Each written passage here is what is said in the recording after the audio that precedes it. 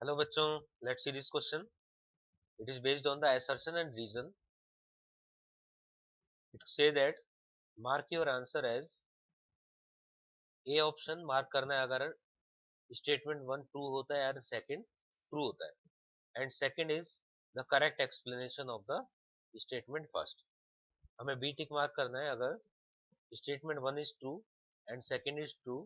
Statement two is not a correct explanation of the statement one. C tick mark करना है if statement one is true and second is false, and D mark करना है if statement one is false and second is true. So these are the marking system. Statement one है a block of mass m start moving on the rough horizontal surface with velocity v.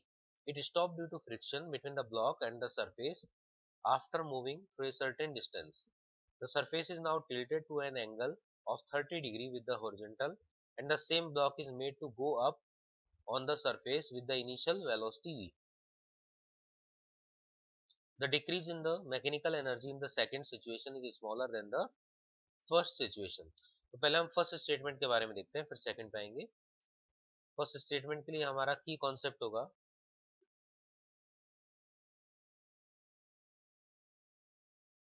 First of all horizontal surface पे इसको move किया, एक particular v velocity से move किया और last में ये रुक गया. यहाँ पर वॉक डन बाय फ्रिक्शन अगर हम देखें या change in potential energy calculate करें, चेंज इन पोटेंशियल एनर्जी या डिक्रीज बोला है इसमें, डिक्रीज इन पोटेंशियल एनर्जी देखें, डिक्रीज इन एनर्जी और नाम दिया मैकेनिकल एनर्जी, तो एम ही लिख देते हैं मैकेनिकल एनर्जी. ये हो जाएगा half m v square minus zero. अब क्योंकि हाइट में तो चेंज हुआ नहीं है, ओनली हॉरिजॉन्टल सरफेस पे मोशन है, तो काइनेटिक एनर्जी ही चेंज होगी बस. ये हो गया इक्वेशन नंबर वन. इसके बाद फिर हम सेकंड केस में बोला गया है कि यहाँ पर हमने इसको एक इंक्लाइंड प्लेन प्रोवाइड किया और इस इंक्लाइंड प्लेन पे इसका v वेलोसिटी से हमने इसको प्रोजेक्ट किया, सेम बॉडी को मास सेम है, v स्पीड से प्रोजेक्ट किया. तो अब जब ये ऊपर जाएगा तो सरफेस सेम है,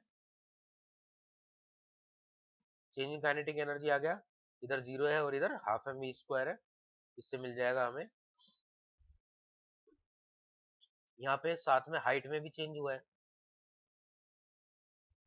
इस टाइप से पार्टिकल एच हाइट पे गया है, तो दोनों कैलकुलेट करेंगे. तो चेंज इन मैकेनिकल एनर्जी अगर हम निकालें then it will be del U plus del K. Del K आ जाएगा यहाँ पर minus half m v square और डेल यू आ जाएगा प्लस एम जी एच. अब क्योंकि यहाँ पर लॉस हो रहा है फ्रिक्शन के कारण, माइनस साइन को हम इधर कॉमन ले लें, तो आंसर आ जाएगा half m v square minus m g H.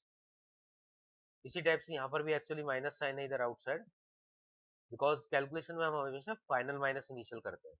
तो अब दोनों को इक्वेशन नंबर वन और टू को अगर कंपेयर करें तो यहाँ पर जो अमाउंट है वो हाफ एम वी स्क्वायर है फर्स्ट इक्वेशन में, लेकिन सेकंड इक्वेशन में हाफ एम वी स्क्वायर में से कुछ सब्ट्रैक्ट हो रहा है, तो obvious बात है कम आएगा energy.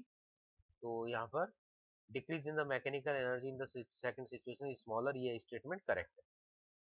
First statement is correct. Next statement पे आते हैं. The coefficient of friction between the block and the surface decreases with the increase in the angle of inclination.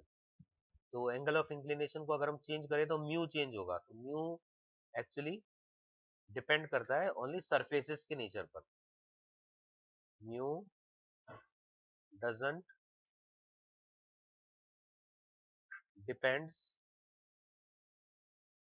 On the inclination.